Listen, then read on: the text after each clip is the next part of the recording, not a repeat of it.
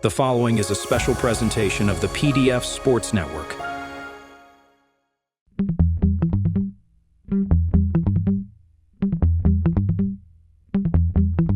You know, right. The podcast that uncovers the origin stories of some of the biggest names in sports, media, entrepreneurship, entertainment, and so much more. Nick Durst here along with Joe Calabrese. And Joe, our guest today is going to have our listeners rejoicing after listening to this episode.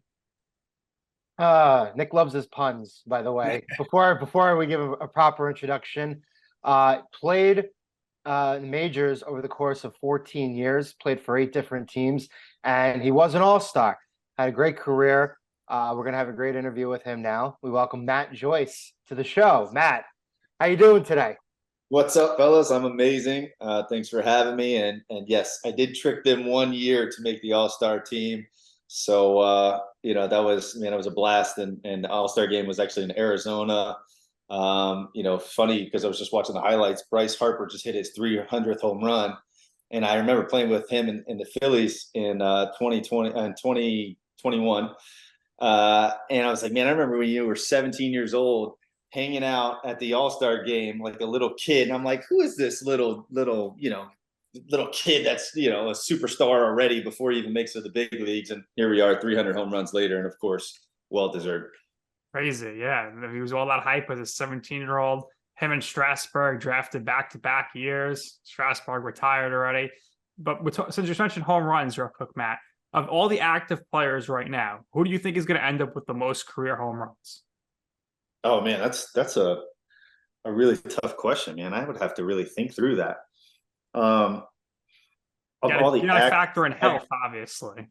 Of course. I mean, well, we know we'll take out Miguel Cabrera. I was gonna say, you really have to, look at Miggy as the front runner there because he's got over 500 home runs. Right. And I think Bryce might be able to get there, but he's had a lot of lower back issues. I think that's gonna affect him. Obviously, you look at the unicorn, Ohtani, who's, he's one of the best of all time. So it's just a matter of staying healthy. You look at somebody like Trout, same thing. These guys are just so explosive and so strong that their bodies can only take so much. You know what I mean? So if one of those guys, Ohtani and Trout, I would say maybe Pete Alonso. Was built for the home runs, not with wear and tear on his swings. Pretty healthy, except the fact that he keeps getting beamed and getting taken out of games. Spoken like a true Mets fan right there. You should only know, Matt. You should only know. Quick nugget. Trout's got 368, right? So with all the injuries, let's say he stays relatively healthier, close to the latter portion of his career. He's got an outside shot at 500. So, yeah, we'll see. We'll see. Harper also has to stay healthy. Aaron Judge too. If Nick's going to mention Alonso, I'm going to mention Judge in here. But when you think about Harper, you think about all those videos of him blasting the ball with an aluminum bat as a teenager. That video in St. Pete, actually, where he used to play.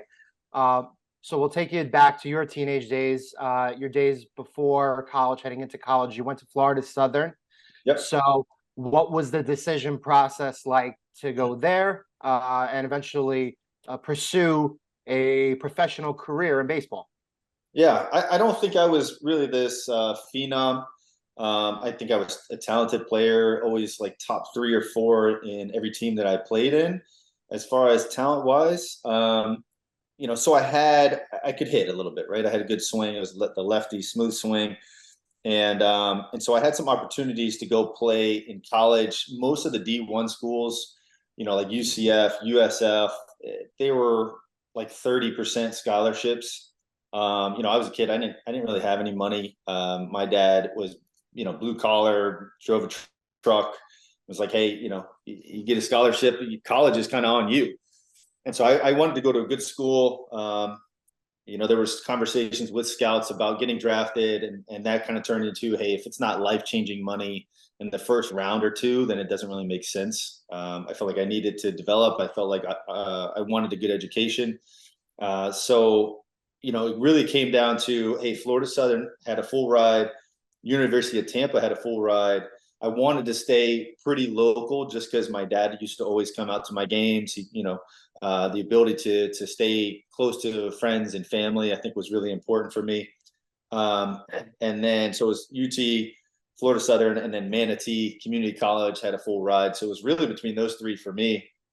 And UT, University of Tampa, ended up withdrawing their offer like 10 days before I signed. And I probably would have gone to UT. And so, my dad was pretty heated. And every time, so I obviously signed up Florida Southern. And every time we played University of Tampa, my dad used to chirp at Urso and let those guys know that they made a big mistake. And obviously, I always tried to make them pay too. So, but Florida Southern was great. We ended up winning the whole thing. Division II College World Series my junior year, getting drafted by the Tigers in 12th round, and then, working the way through the minor leagues. So, Matt, Joe's been toying with this for a few years now about moving to Florida, moving to the Tampa area. So things are holding him back, but maybe you could sell him on why he should make the move from Jersey City down to Florida. Yeah, I'm not going to sit here and bash Jersey City. So I go up to Newark, fly into Newark. My mom lives up in Burger Field. MLB Studios is in Secaucus, which I'm flying out later today to do the Friday Night Baseball for Apple TV. But Jersey is great, obviously close to New York, and there's a lot going on. I just think, for me, growing up in Tampa, obviously, I wanted to be close to friends and family. Tampa was this area that was up and coming, right? You have a lot of potential and a lot of opportunity for growth. And that's what you've seen over the last 5 to 10 years is the crazy amount of growth. You look at downtown Tampa and what Jeff Vinnick has been able to do and how good the Lightning have been, and then developing, 4 or 5 high rises in the middle of downtown and bringing the first 5-star hotel in the Addition with a handful of really good restaurants right around that area. Sparkman, where Channelside was, really got redeveloped into just a really cool area. It used to be a lot of bars, and now it's like, we have a fitness studio in there, F45, that does really well. There's a couple other fitness, Pilates and yoga and stuff like that. But you also still have, some restaurants and some bars. And so it's like a nice mix of different amenities. And then again, you have so many different things going on. You can get in the water if you like to fish. You can go play golf. Obviously, during the summer, you probably don't want to go play golf unless it's at Top Golf, which, Top Golf is down here. So, for me, I felt like it just, the options and the growth, I think, were hard to match, as well as what the bang for the buck, right? What you get for the dollar. And obviously you've seen the prices go up, a lot higher over the last few years. But, at the end of the day, if that doesn't sell you, my final say will be, I'll talk to you in December when it's 30 degrees out and we're sitting here at 70 degrees in Tampa. And it gets cool during the night over there. It gets into the 40s. Yeah, we'll see how you feel when it's 30 degrees up in Jersey and we're out, enjoying the Joe's got weather. his Tampa ties, though. He's got a family down there. So okay. They Wesley Chapel. Okay. Yep. Got some family over there. Yeah. Next time Joe's down in Tampa, maybe you guys get together. Who knows? We'll see what happens. But let me know. We were just talking about your high school and college career. When did you realize that you could potentially be drafted, and how did that realization happen? Did somebody tell you? Was it a scout? How did that happen for you? Yeah, I think there was interest in high school, right? So I talked to scouts, went through that whole process of filling out questionnaires. So I think they were aware of me. And then obviously you're not getting drafted if you go to a 4-year school until your junior year. So it was like, hey, just go out and play and focus on playing in school. And so freshman, sophomore year, I had great years. My junior year, I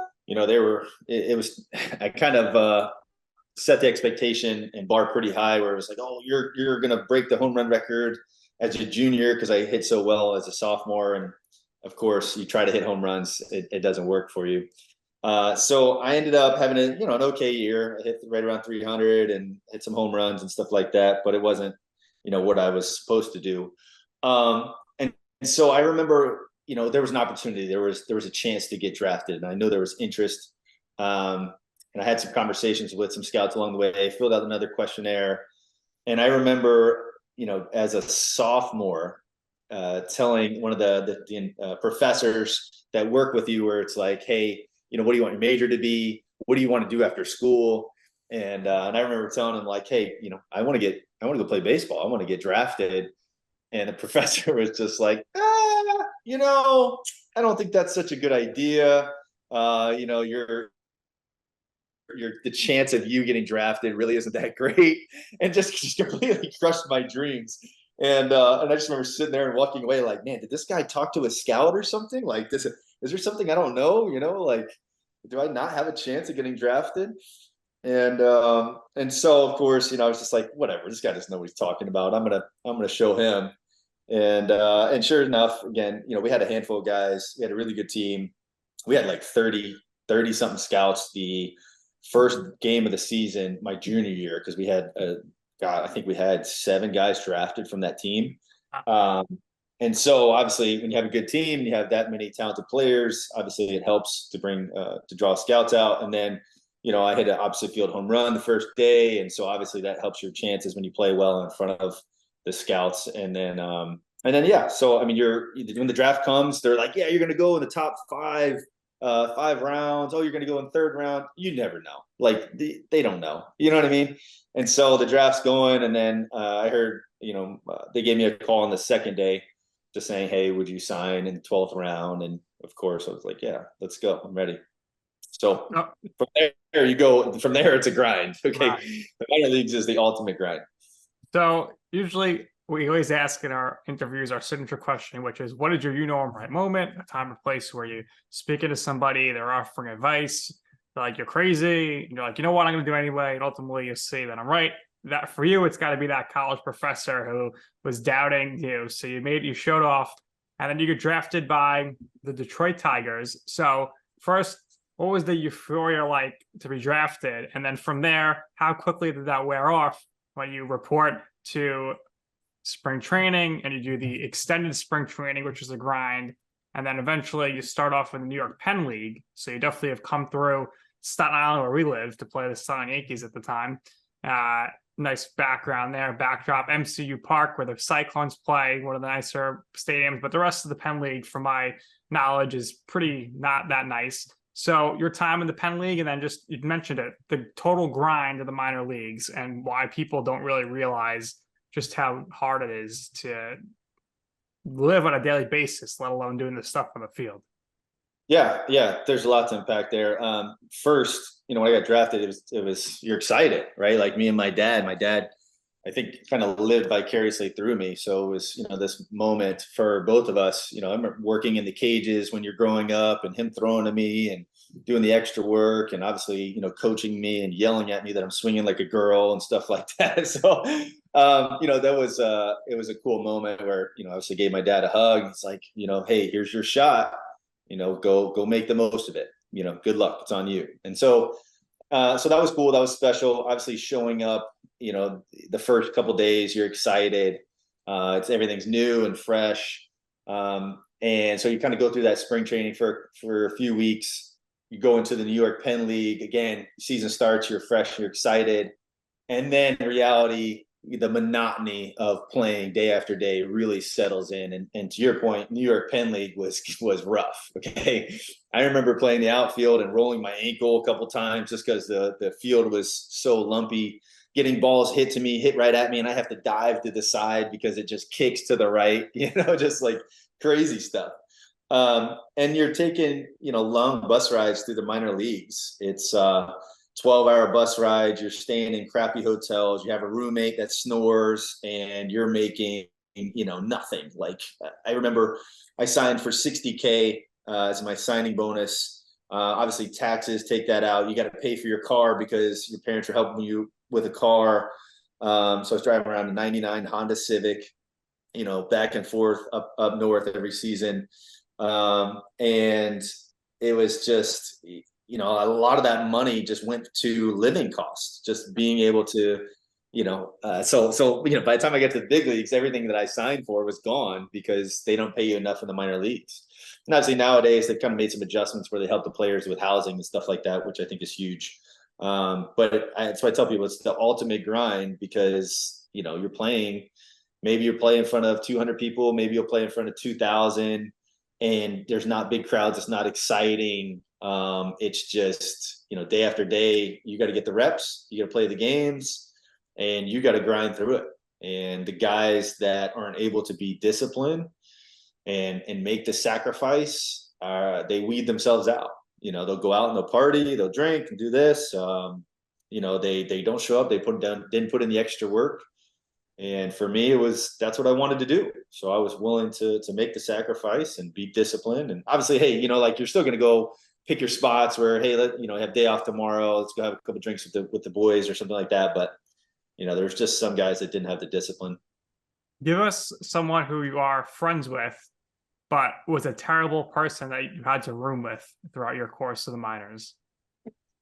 Oh man. Yeah. It's funny because every year you get this it's almost like you feel like there's a new batch of guys that you're with. So it's again, I was very fortunate to play 3 years in a month before getting called up, and I was up and down for the first couple of years. And then once you get to the big leagues, again, I was very fortunate to just hang around the big leagues for a long time, but I played with so many different players.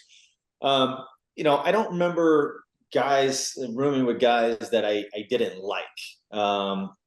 It was just, you're rooming with another guy, you know what I mean? So it's hey, if they go out and they get drunk, they're coming home at 2 and they're being loud, maybe 3 or something like that. And maybe they bring, some girl home. I don't know.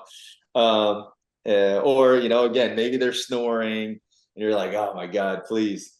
But it was still, my teammates and still, there wasn't ever a time where I was like, man, this guy, I hate this guy.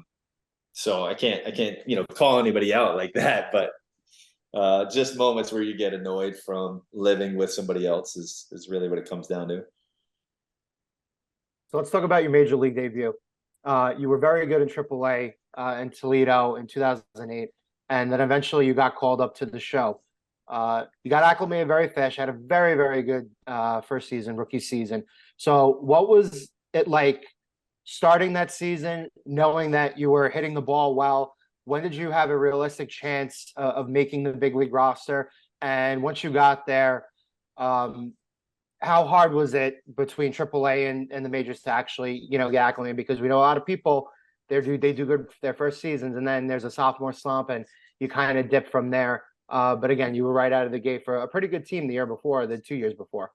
Yeah. The game adjusts to you really fast. And especially even nowadays where they have a lot of information and a ton of data, even on the guys in the minor leagues. So before, when I was coming up, it was like, hey, they didn't really know me. So they were like, let's attack them, go right at them with fastballs. And I was a good fastball hitter. So I did really well when I first got called up, and then started to struggle as they started to throw a lot more off speed. But for me, I didn't realize how close I was until about AAA. I didn't realize, hey, I was one step away. I was right there knocking on the door to make the big league team until I was in AAA, and I was, probably 3 weeks in and playing really well.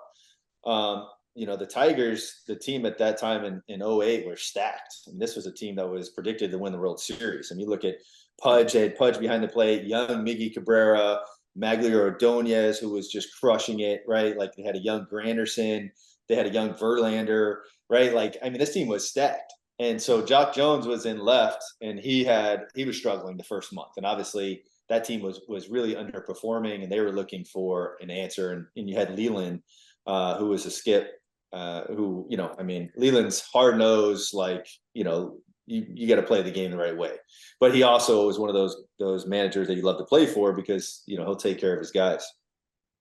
And so for me, again, I was about a month into the season. I got called up on Cinco de Mayo, so May 5th. I remember Lance Parrish, calling me in the office, and again, I was hitting, I don't know, 320 something, and had like 8 home runs the first month. I was just crushing it. And I remember Leland came down for a game. I didn't know he was there, but I heard this later, and I ended up hitting like 2 home runs in that game. So that'll kind of help your cause, And so Lance Parrish called me in the office. I had a game where I hit a couple balls hard, but I didn't have anything to show for it. And he was like, Matt, you had a couple of hard hit balls, but we felt like you could have ran them out a little bit better. So we're going to have to make a move. And I'm like, what? You're going to send me down because I didn't run out the balls? I'm breaking over here. And he's like, so we're going to call you up tonight. You're starting in left field for the Tigers. And,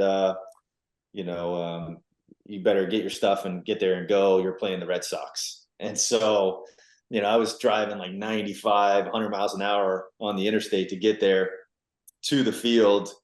And, we were facing Dice K on Thursday night baseball. So I went from playing in front of 2,000 people to, it was a sold out crowd, 40,000 in the stands, and Thursday night baseball. So there was probably millions of people watching on TV. And so I remember almost falling when I was running out to the outfield because I couldn't feel my legs. I was so amped up. I had so much adrenaline.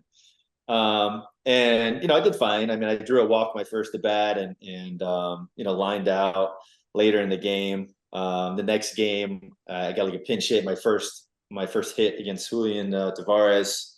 And then the next series, my dad flew up. He was having health issues, it was really cool because, he came to a lot of minor league games, never got to see me hit a home run. And then my first at bat in front of my dad in the big leagues, I hit a home run, which was really cool, a really special moment. And then from there, it was, I got sent down a couple months into the season. That's a straight dagger to your heart where you're like, hey, I accomplished my dream. I'm here. And then they send you down and you're like, it's hard. It's hard to go back down. Back to AAA, back to the minor leagues, long bus rides, right? All that stuff. When you get a little spoiled, you get really spoiled in the big leagues. So it's a whirlwind. The first couple of years, most guys are up and down, and you got to fight like hell to stay there. So very quickly, you were traded to your hometown team, the Rays. You're traded for Edwin Jackson, who's probably one of the only guys in Major League history who's played for more teams than you did. Yeah. Played for like 15 teams, at least half the league. It's crazy. But yeah, you played about 5 seasons for Tampa. So what was it like essentially playing for your hometown team, knowing the area, playing in front of those fans? And they made the World Series in 08. So again, you have a propensity early in your career for joining teams that had recently been in the World Series and had been in more of a winning situation than a losing situation. So describe your tenure with the Rays. Yeah. So, I remember going, they with the Tigers, they were like, hey, we want you to work on hitting off speed because obviously I was a good fastball hitter and struggled with the off speed. And so they wanted me to go play winter ball. And so I was like, man, I just played a full season. I don't want to go play anymore, right? Like I want to go home and enjoy my off season with my friends and family. And so, of course, like at that point, you don't have a say. You're like, if the big league club wants me to go play winter ball, I'm going to go play winter ball. So I went and played in Mexico. And they throw a ton of off speed. It's a good league to go play in, and a good experience. Obviously, it's Mexico, so you got to take that into consideration. But I remember getting a call from my agent just saying, "Hey, man, good news. You're coming home, or you're like you're. I forget how he worded it, but it essentially in my mind, I was like, oh my God, thank God I get to leave. I don't have to play here in Mexico anymore, and I get to come home. In reality, he was like, no, you got traded to Tampa to the Rays. Like you still got some time. You got to play in Mexico, but you're gonna play at home. And so that was cool. I mean, it was exciting. I remember getting obviously. Kind of acclimated with the Rays, and it was a situation where I was the hometown kid, grew up in Tampa, obviously Armwood High School, Florida Southern College. Every game there was somebody from high school, college. I remember like, God, I had people coming up, hey, I played softball with your dad, right? Like every game there was somebody in the stands that like I felt like knew me and was rooting for me. And it was really cool to have that aspect of it, but it was also really challenging because everybody wanted something: hats, tickets, jerseys, sign this, come do this. We need you here. And so it became a point where I had to learn how to say no because, hey, I have a job to do, right? Like I have to play every single day, and you're tired, you're exhausted, you're sore, and the scheduling is very demanding. So God, man, I had to tell my family, like, you guys got to say no, right? Like I was paying $10,000 in tickets every year just to have other people come watch me play. It's like, it's crazy.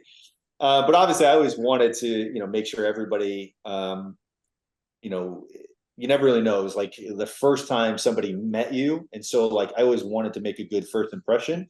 And so I was raised to where, treat other people how you want to be treated. Right. And so I always tried to take the time and was very, I tried to be respectful towards anybody that wanted my time with, not sacrificing, the job that I had to do. So it was honestly one of my favorite times in my career, and some of the most memorable memories, some of the coolest memories on a baseball field that I've had.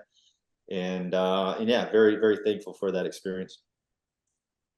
So after spending a period of time with the Rays, you bounced around the Angels, the Pirates, the A's, the Braves, the Marlins, the Phillies.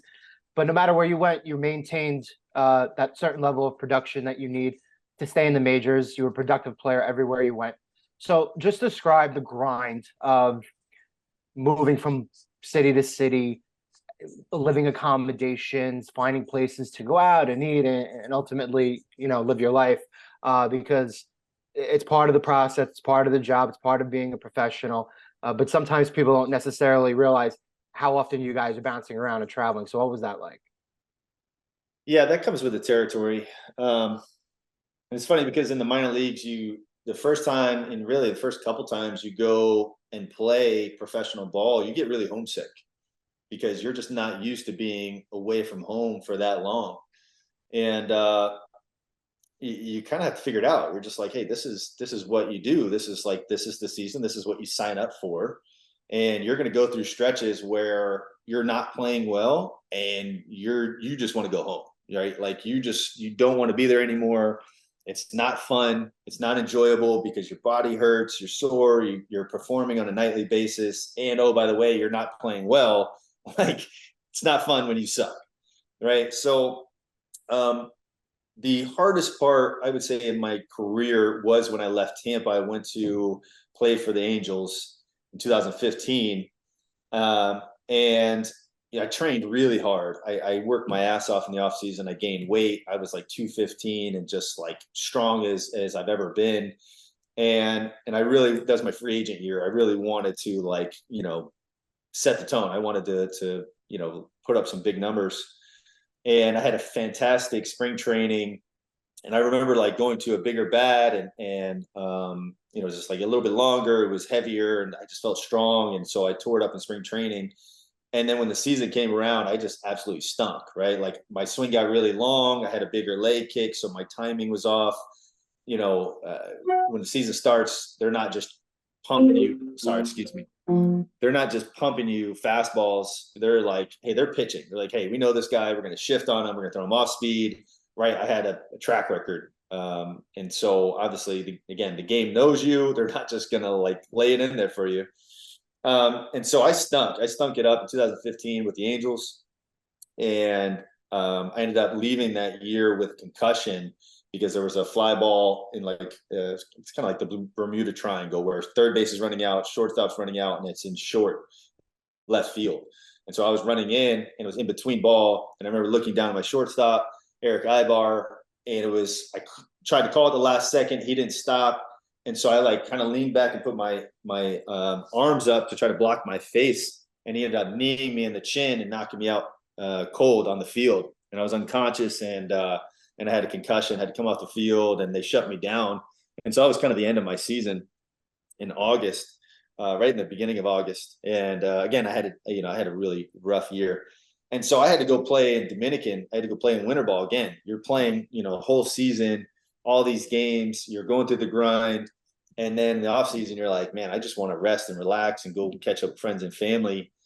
But you didn't play well. And in order for you to have another opportunity, you still have to go show teams that you can do it, that you're still a talented player and you deserve to be in the big leagues.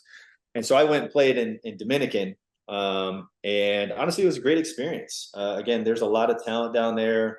I remember the lights were darker, so it was harder to see the ball. And you got these guys slinging at 96, 98 miles an hour. And sometimes it's the ball's dark and you're like, please God, don't hit me in the face, and yeah, it's obviously it's a different world. It's a third world country, and you're staying in kind of a motel-ish. And it's just purely play baseball and work your way back to another opportunity to the big leagues, in which kind of turned into playing for the Pirates. I had a 1-year deal with the Pirates, played really well, worked my butt off, made some nice adjustments, and then earned a 2-year deal at Oakland, and then continued to bounce around the league, and really kind of turned into more of like that pinch hit role player. But yeah, I mean, again, it's for the people that I have these conversations with, I tell them it's the ultimate roller coaster, where I've had some of the highest highs and the lowest lows, and you just try to ride the roller coaster and not get too high and not get too low, and straight work your ass off and try to figure out how to stay there. So is the Oakland Coliseum as bad as we see and hear it is? And also, Yes. What's Yes. it must have been an awful lot clubhouse then. And what's the worst or the most brutal fan base to play in front of, either as a hometown player or as a visiting player? Yeah, so Philly was tough for me. It was the last year of my career, and I was pinch hitting 2 times a week. And so you don't have any timing, you don't have any feel of your swing. I'm not comfortable, right? You're getting thrown in the fire. And again, like, people knew me, teams knew me. So they're not like, hey, challenge them with fastballs. They're like, no, it's going to shift. We're going to do the shift, and we're going to throw them change ups and off speed. And so, I had a really tough year, and Philly, you guys know, the fans are just relentless, right? If you're not playing well, they're going to let you know. So I had a hard time in Philly. I wasn't that big a fan. And again, it's just not fun when you're not playing well. And so, yeah, it was one of those situations, you do your best. Sometimes you get your ass kicked. And that was one of the cases. And then the next year, baseball had the lockout. A lot of free agents got pushed out. Some guys went and played independent ball. I originally said yes to go play independent ball. And then my body was over it. It's 37. They don't pay you anything. It's like going back to the minor leagues. You don't make a lot. I had, my young daughter, we had a handful of the F45 gyms. And so it was just time to kind of turn the page. But going back to your first question, yes, the Oakland Coliseum was terrible. There was a lot of minor league ballparks that were better than the Coliseum. And God, I just remember hearing stories of like the sewage plumbing backing up, in the clubhouse, and you're just like, what are we doing? What are we doing? Was there like a vending machine? You had to pay for your own drinks? Like no, we didn't have a vending machine.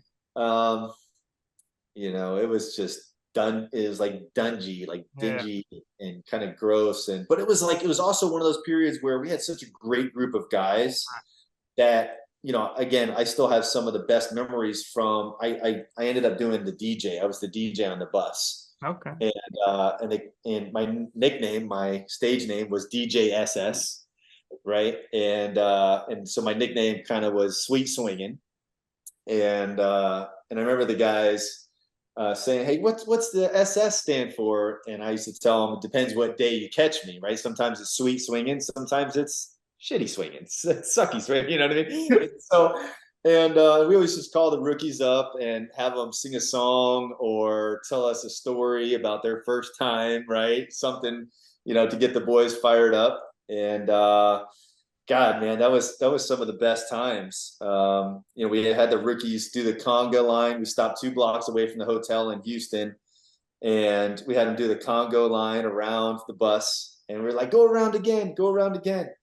And they went around again, and we had the bus take off. So they had to walk back 2 blocks to the hotel. Just little stuff like that was times that you really look back and you really cherish.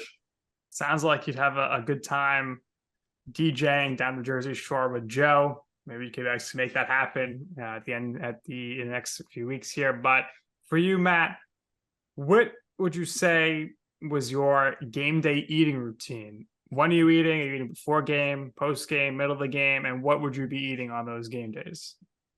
Yeah, I mean, you eat pretty clean. Well, for me at least, I felt like, especially as I got older, a lot of it is about recovery and just taking care. Again, man, I wanted to be the best player that I could, and nutrition was a big part of that. So, I would wake up in the morning and obviously eat my eggs, probably some oatmeal, throw some fruit in there, right? Like just kind of a balanced meal at every meal was what I try to stick to, right? Like I had my protein, my good protein. I had my typically try to go complex carbs, something that was slow digesting, and then a healthy fat in there. And then you're burning a lot of calories during the season. So it was like constantly snacking on protein bars or some kind of bar, whether it be not necessarily Nutri-Grain, but some kind of bar with nuts and stuff like that, trail mix. And then, every day I tried to do where it was, for me, I felt like the routine was one of the most important parts, right? Like I had everything written down where it's like, hey, this time I'm leaving at 1 o'clock. I'm going to the field. When I'm at home, when I'm on the road, I can leave a little bit later because batting practice is a little bit later, right? So I like to have my routine down, right? Like I would go to the field, I would eat a good meal. I would go in the hot tub, maybe do some contrast. I would go on the bike and start moving my body, foam roll, and then like start getting your body prepared for the day. And then you go into the cage, you get your swing ready, get your body ready to take BP, go and then take a little break, go into batting practice, take batting practice, shag some fly balls, go in, eat a good meal, and then obviously again you're preparing for the game. But that was it's every day. This is what you do. You're just waking up and you're a machine. You do the same things and eat a lot of the same things, especially if you had a good game the day before. I'm going to eat exactly the same things. If I had a crappy game, I'm probably going to change it up. So what have you done in the scenarios where you have to go to the bathroom during a game? What do you run in between innings? Is there a bathroom closer to the dugout? What is that scenario like for you and fellow Those are the worst. Oh, those are the worst. Yeah, there's definitely times you're out there and they'll do like a pitching change and you're like, oh man, this is not good. You just start sweating bullets. You're like, and there's typically a bathroom, whether it be, right by the dugout or maybe up in the clubhouse. But I remember one time in the minor leagues where it was so bad, man. I was just like, you're just clinching. You're like, I'm just sweating bullets. And I think I was up third. I was coming up third. And I remember like we finally got the final out and I freaking sprinted, right? Like while you're clinching, you're just butts tucked up under you and you're running to the dugout and going to the restroom and I'm up third. And of course, like, you're doing your thing and the first hitter gets out quick, right? There was like 2 pitches, he's out. And so like I get out of the bathroom, I'm like trying to put my pants up and I'm on deck, right? And I'm like, oh shit, putting my helmet on and like I don't even have my batting gloves on and I'm walking on deck. Of course, this guy gets out within like 1 or 2 pitches and I'm up there and I no practice swing, no like get loose, anything. It was just like you're thrown into the fire. And I was like, all right, well, I'm trying to finish my batting gloves, getting on as I'm walking in the box. And I'm like, well, just be aggressive. If you get something you like, just grip it and rip it, And the second pitch it was a fastball down and in, and I got to it and I hit it out. And I'm like, man, there might be something to this. I might have to do this a little bit more often. I wasn't thinking about anything, right? It was just like grip it and rip it. Just don't think. Just don't think. Just see it and hit it. And that one worked out well for me. But thank God I never had an episode where like I didn't make it to the bathroom because that would be really embarrassing.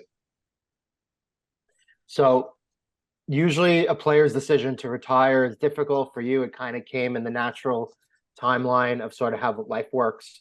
So talk about the F45 training and regarding baseball and working with those businesses and having more time to do so. Yeah, honestly, man, it's such a difficult transition because this is what I've done as an athlete. This is what you do. You've dedicated your whole life to doing this, right? And to getting to that level and then staying there. And it really takes over your identity. That's who you are. And so when you transition out of the game, there's just a big question mark around your identity and like who you are and who you want to be. And for me, it's challenging still to this day. I mean, this is the second year that I'm out, and I'm still struggling with, what's that long-term vision, right? What's that goal? What's that longer term goal that I really want to go achieve? And I think you figure it out as you go. You try different things, and you see what kind of gets you excited and what lights you up. And I was a guy that was always interested in business and finance and real estate. Really remember through the minor leagues, these 12-hour bus rides, I was reading Rich Dad, Poor Dad, that would tell you about like, hey, there's a difference between an asset and liability. Hey, here's what how you need to think about your money. Because I heard the horror stories where 78% of athletes go broke within 5 years of retiring. And I didn't really want to be another one of those guys. So I started investing in real estate right after I got traded to Tampa Bay Rays, and found a guy that was investing into single family homes, where this was right after the housing market crashed. There were homes that were selling for 10 to 40K, like 10 to 50,000 in the Tampa area, and right outside of the main South Tampa areas. And so, we would go in and we would renovate these homes, and he had different athletes that would kind of invest. And so honestly, I was very lucky to find him, and it was a great partnership. And we've kind of become best friends over the years, and he's built out his own fund of real estate development projects. He's crushing it. He's doing really well. And so for me, I wanted to, again, he was so good that I didn't have to focus. I didn't have to worry. He was, it was constant updates. It was like, hey, here's how the project's going. Here's where numbers are. I mean, he was phenomenal. Just a great business partner. And so towards the end of my career, I wanted to kind of get into more business, and I wanted to learn more about business, as well as, hey, at the end of your career, your income goes from $1 million or whatever you're making, good amount, to zero. And you still have, like your lifestyle just naturally creeps up. It's really hard not to, especially when you have a wife that wants a nice lifestyle, right? And so, that was kind of my answer, where in Tampa, I saw Orange Theory crush it. I did one class of Orange Theory. I hated it. I was like, I don't get it. Why would I pay to go run on a treadmill when I can run outside, or I could go to Crunch or one of these other LA Fitness to run on a treadmill for nothing. And so I worked with a lot of trainers over the years. I got to the point where I started training myself, just because at that point I knew what I had to do. I would have people come and train with me. I didn't even charge them. I was like, hey, I'm going to train. You guys are more than welcome to come. I'll be on the beach. I'm going to run it as a circuit, all functional movements, high intensity interval training. And I met a guy along the way that was basically like, hey, you're obviously in shape. You're an athlete. What do you do for fitness? I told him. He was like, man, that sounds a lot like F45. And so he's like, you ever heard of F45? I said, no. There was only one F45 in the area. It was up in Land O'Lakes. And so obviously, if you know Wesley Chapel, it's over by Wesley Chapel area. So I went and took a class with my wife, and I was like, man, this is exactly how I train. This is great. Low impact, they're functional movements, higher intensity. You can train people at all different levels, right? Like there's times where I work out in the same station as like a 50-something-year-old woman, and she's getting a good workout, and so am I, because we have different weights, right? And it's all functional movements. You bump the music, you get good playlists, and you have certified trainers that are going to watch your moves and make sure that you're not doing anything, that's going to hurt yourself. And so we picked up some of the best territories. We got downtown Tampa, downtown St. Pete. We opened a new Tampa, Brandon. And then our newest one was Tampa Heights. And so that's been a really good learning experience. Guardian was an e-com company. That's a baseball company, baseball products. I felt like I could come in and add value. I really like the leadership team over there. They're going through a little bit of restructuring, where they were a reseller of other products like Rawlings and Easton. and now they're really focused on building out their own brand, their own label and their own products, which is a little bit difficult transition. But yeah, I've always gravitated towards, business and finance and real estate. And now it's just a matter of, what does that longer term picture look like? And it's challenging, right? You figure it out as you go. Joe, I think we need to get some Guardian baseball stuff for our softball team. And if Matt, you ever want to pick up a bat, come on down and be a ringer for our team. We keep going to the championship game and losing. Maybe you could put us over the edge. We're trying to get Ryan LaVarnway to play with us. So we'll have you two guys come down and we'll make some noise. That's for sure. But you make the decision to retire. You go into business. You also go into broadcasting. So you do stuff with the Rays for their games. You're doing stuff up in Secaucus for Apple TV with MLB Network. How did those opportunities come about for you to do stuff on camera? And do you have any hesitations to do that? Yeah, again, I think you try to look at the options, right? You get the options on the table. Hey, do you want to go coach? I think I would enjoy coaching and working with guys, but like the commitment, the time commitment, I just wasn't ready to go towards. And I didn't think where it's like, hey, they're going to pay you 50, 60K and you got to give up. These guys are at the field longer than the players, because they got to do all the reports and they got to like present everything to you. And I was like, man, again, my daughter's 6 now. At the time she was 5. So I just wasn't ready to make that commitment. So I looked at the other options. Hey, I still love the game. I still want to stay around the game. What does that look like? The front office, I didn't really have an opportunity with the front office. I think that would have been another commitment of like full time. I still had the gyms that I was very heavily focused on. So the broadcasting thing was like, it gave me an opportunity to stay around the game, get paid to talk about baseball, which is incredible, right? And still have the flexibility of being able to, focus on the gyms and do other things and spend time with my daughter and family, which is obviously most important now. But the opportunity came around because I just knocked on the door until I got the opportunity, to be honest with you. Unless you're somebody that is, a superstar like Judge and these guys like Harper, I think of like Tom Brady, where it's like, if you're a superstar, like they're going to offer you anything, millions of dollars to come and be on TV and obviously help their network. But for me, I was known, I played for a lot of different teams, but I wasn't like a superstar. Right. So I called, I text, I hit up a lot of people my first year that I was retired. I couldn't even get in the booth, even with Tampa.